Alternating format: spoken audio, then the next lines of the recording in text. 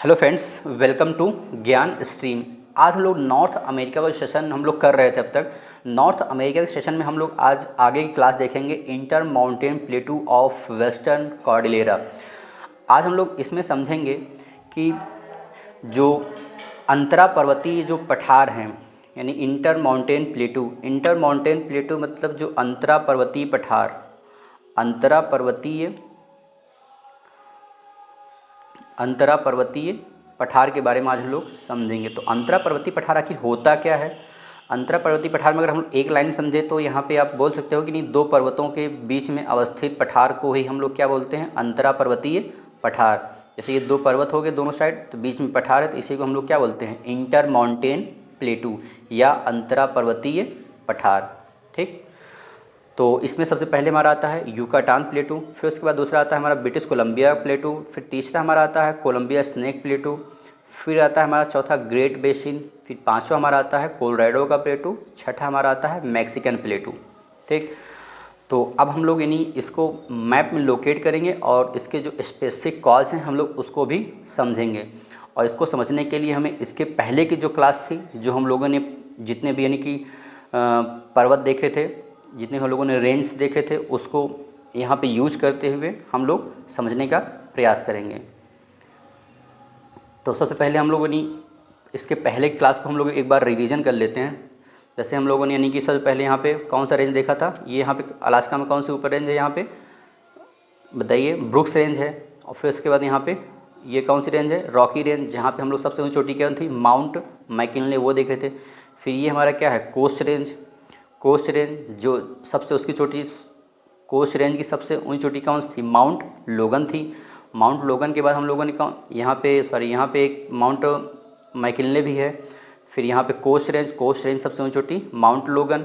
फिर उसके बाद हम लोगों ने क्या देखा था? कैस्केड रेंज की जो तीन सबसे ऊंची चोटी थी, तीन चोटियाँ हैं, Mount Rainier, Mount Hood, Mount Shasta. फिर उसके बाद यहाँ पे सियरा निवादा के बाद हमारा क्या था? रॉकी रेंज के बाद हमारा क्या था? Sierra Madre occidental, Sierra Madre oriental. इतने हैं। फिर उसके बाद अब हम लोग आज की क्लास पे आते हैं। आज की क्लास में हम लोग देखेंगे कि हमारा जो यूकाटान प्लेटू है वो कहाँ अवस्थित है। यूकाटान प्लेटू जो है ब्रुक्स रेंज और अलास्का रेंज के बीच में अवस्थित है। ब्रुक्स रेंज और अलास्का रेंज के बीच में अवस्थित है हमारा यूकाटान प्लेटू। ठीक, यूकाटान प्लेटू के बाद हमारा कौन सा प्लेटू है?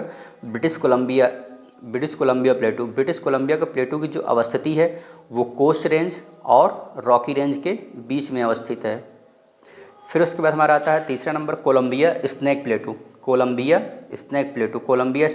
की जो अवस्थिति है वो है कैस्केड रेंज और रॉकी रेंज के बीच में अवस्थित है। फिर उसके बाद हमारा आता है ग्रेट बेसिन की जो अवस्थिति है वो सियरा निवादा और रॉकी रेंज के बीच में अवस्थित है। फिर हमारा नेक्स्ट आता है कोलोराडो का प्लेटू ये है। और कोलोराडो के प्लेटू थोड़ा ये अपवाद के रूप में है। कोलोराडो का प्लेटू कहीं इसे अंतरा पर्वतीय माना जाता है और कहीं नहीं भी माना जाता है। ये क्वेश्चन के नेचर के ऊपर डिपेंड करता है कि आखिर क्वेश्चन किस तरीके से और उसके ऑप्शन कौन कौन से दे रखे हैं। सपोज करिए कि यहाँ पे क्वेश्चन हमारा है कि कौन सा अंतरा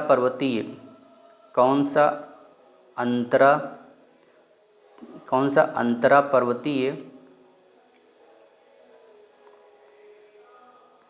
पठार नहीं है। ठीक, अब जैसे ऑप्शन में दे रखा है यूकॉन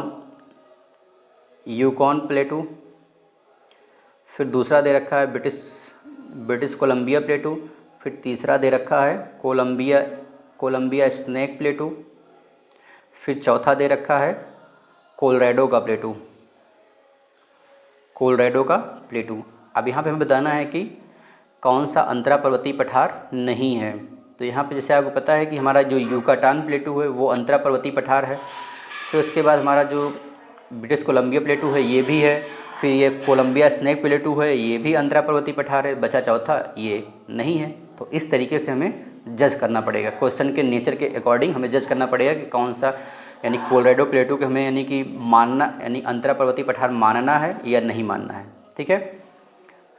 फिर उसके बाद हमारा नेक्स्ट आता है, नेक्स्ट हमारा आता है, ये है हमारा सीरा माद्रे ऑक्सीडेंटल और सीरा माद्रे ओरिएंटल के बीच में हमारा अवस्थित है मैक्सिकन प्लेटू। ये यहाँ पे हमारा आता है मैक्सिकन प्लेटू। ठीक, अब हम लोग आज के ही क्लास में आज हम लोग एक नया टॉपिक देखेंगे, अपलेशियन माउंटेन के बारे में। अपलेशियन माउंटेन के बारे में आज हम लोग समझेंगे। अपलेशियन अगर हम इसके विस्तार की बात करें तो इसका जो विस्तार है यूएस कनाडा का जो क्यूबेक है, कनाडा के क्यूबेक से लेकर यूएसए के बर्मिंघम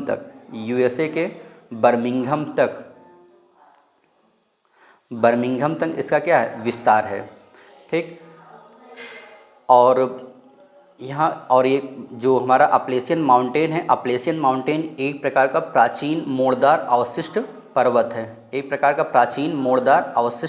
है। जैसे इंडिया में हमारा अरावली पर्वत है, उसी तरीके से ये नॉर्थ अमेरिका में प्राचीन मोड़दार अवशिष्ट पर्वत है। अपलेशियन पर्वत का अपलेशियन पर्वत में जो अवस्थित एक माउंट मिचेल पर्वत है, माउंट मिचेल पर्वत उसकी सबसे ऊंची चोटी है ब्लू रिज।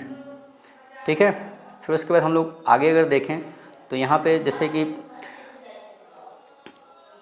यहाँ पे जो हमारा बोस्टन है, बोस्टन जो है यूएसए में अवस्थित है। बोस्टन और न्यूयॉर्क सिटी, फिलाडेल्फिया, बाल्टीमोरे और वाशिंगटन डीसी, ये सब प्लेसेस, जितने भी प्लेसेस हैं ये सब यूएसए में अवस्थित हैं। ठीक है, जहाँ ये बोस्टन आपको पता ही होगा, हम लोग पहली क्लास में डिस्कस किए थे, और ऐसे भी न्यूयॉर्क को भी यानी पहली क्लास में डिस्कस किए थे। बोस्टन जो था जहाँ पे हम लोगों ने बे ऑफ फंडी देखा था, और न्यूयॉर्क जो था जहाँ पे हम लोगों ने लॉन्ग आइलैंड देखा था। आई होप कि आपको सारी चीज़ें याद होंगी। और अब ये जो बोस्टन है, न्यूयॉर्क सिटी है, फिलाडेल्फिया है, बाल्टीमोरे है, वाशिंगटन डीसी है, इसको हम लोग यानी एक प्रकार से हम लोग बोलते हैं ये फॉल लाइन टाउन है, क्योंकि ये जो अपलेशियन माउंटेन है, अपलेशियन माउंटेन के जो पूर्वी किनारा है, इसे हम लोग फॉल लाइन बोलते हैं, यानी प्रपात लाइन भी बोलते हैं। प्रपात लाइन इसलिए बोलते हैं क्योंकि जो अपलेशियन पर्वत से निकलने वाली जितनी भी नदियां हैं, वो सभी नदियां जलप्रपात बनाती हैं। इसलिए हम लोग अपलेशियन माउंटेन के पूर्वी किनारे को हम लोग क्या बोलते हैं, प्रपात लाइन बोलते हैं। ठीक, प्रपात लाइन बोलते हैं, और इसी में ही अवस्थित हैं ये सारे शहर। बोस्टन भी है यहीं पे है, फिर यहाँ पे न्यूयॉर्क भी है, फिलाडेल्फिया इधर ही है, फिर यहाँ बाल्टीमोरे भी है, फिर यहाँ वाशिंगटन डीसी जो यूएसए प्रशासनिक राजधानी है वो भी यहाँ पे है। ये सब के सब एक प्रकार से फॉल लाइन टाउन है, फॉल यानी प्रपात लाइन शहर हैं, जो यूएसए में विद्युत उत्पादन के लिए एक महत्वपूर्ण केंद्र भी हैं। ठीक, फिर उसी में हमारा आता है जैसे अपलेशियन माउंटेन में ही वर्ल्ड का जो बेस्ट कोयला है वो हमारा क्या है, एंथ्रासाइट कोयला है। वर्ल्ड का जो हमारा सबसे बेस्ट कोयला है वो हमारा क्या है, एंथ्रासाइट कोयला जो है जो यूएसए का जो पेंसिल्वेनिया वहाँ पे ही यूएसए का जो पेंसिल्वेनिया जो है वहीं पे वर्ल्ड का सबसे अच्छा कोयला एंथ्रासाइट कोयला पाया जाता है। ठीक है, फिर उसके बाद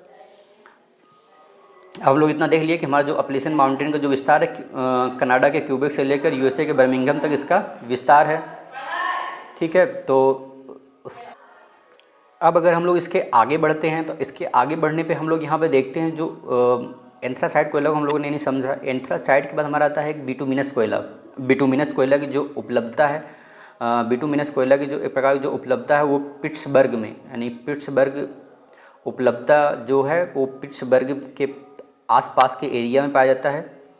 पिट्सबर्ग के आसपास, यानी पिट्सबर्ग जो है यूएसए में अवस्थित है, तो उसके आसपास क्षेत्रों में जो बिटुमिनस कोयला है वो पाया जाता है, जिसके कारण पिट्सबर्ग में लौह इस्पात उद्योग का एक महत्वपूर्ण केंद्र भी स्थापित किया गया है।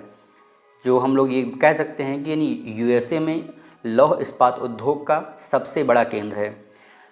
जो हमारा पिट्सबर्ग जो है यूएसए में यूएसए में जो लौह इस्पात उद्योग है, लौह इस्पात उद्योग का सबसे बड़ा केंद्र है,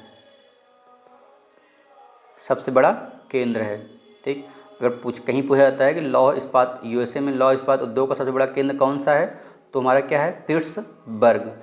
इसे लौह इस्पात उद्योग की राजधानी भी कहते हैं। पिट्सबर्ग को ही लौह इस्पात उद्योग की राजधानी भी बोलते हैं। ठीक है, राजधानी भी बोलते हैं। अपलेशियन, जैसे आप लोगों ने अभी पढ़ा कि यानी कि अपलेशियन पर्वत का जो पूर्वी किनारा है, अपलेशियन पर्वत का जो पूर्वी किनारा है वो क्या, उसे हम लोग क्या बोलते हैं, प्रपात रेखा बोलते हैं, यानी प्रपात लाइन में बोलते हैं। क्योंकि यहाँ से होकर जो नदियाँ निकलती हैं वो क्या बनाती हैं, जलप्रपात बनाती हैं। इसलिए उत्तरी अमेरिका का जो यह क्षेत्र है जल विद्युत ऊर्जा उत्पादन के लिए एक महत्वपूर्ण है। अपलेशियन पर्वत का जो दक्षिणी सिरा है, ये अपलेशियन पर्वत का जो दक्षिणी सिरा है, दक्षिणी जो क्षेत्र है वो लौह अयस्क के भंडार की दृष्टि से एक महत्वपूर्ण क्षेत्र है, जिसके कारण बर्मिंघम में भी लौह इस्पात उद्योग का केंद्र स्थापित किया गया है, या लौह इस्पात उद्योग स्थापित किए गए हैं। ठीक है, आई होप कि आपको अच्छे सारी चीज़ें, अब तक जो हमारी 4 क्लासें हुई हैं, अच्छे सारी चीज़ें आपको समझ में आई होंगी। और जहाँ भी आपको कुछ भी डाउट हो आप पूछ सकते हैं कमेंट के माध्यम से। और अब तक की जितनी भी जानकारियाँ आपके साथ शेयर की गई हैं वो सारी ऑथेंटिक हैं, और वही चीज़ें हम लोग भी पढ़ते हैं अपने सिविल सर्विसेज के एग्ज़ाम में, उसका हम लोग यूज भी करते हैं। और इससे अधिक जानकारी शायद ही आपको किसी अन्य वीडियो में मिले। फिर भी अगर आपको लगता है कि किसी प्रकार कोई कमी है तो आप उसको बताएं, हम लोग उसको ज़रूर इंक्लूड करेंगे। आज के लिए इतना ही। जय हिंद।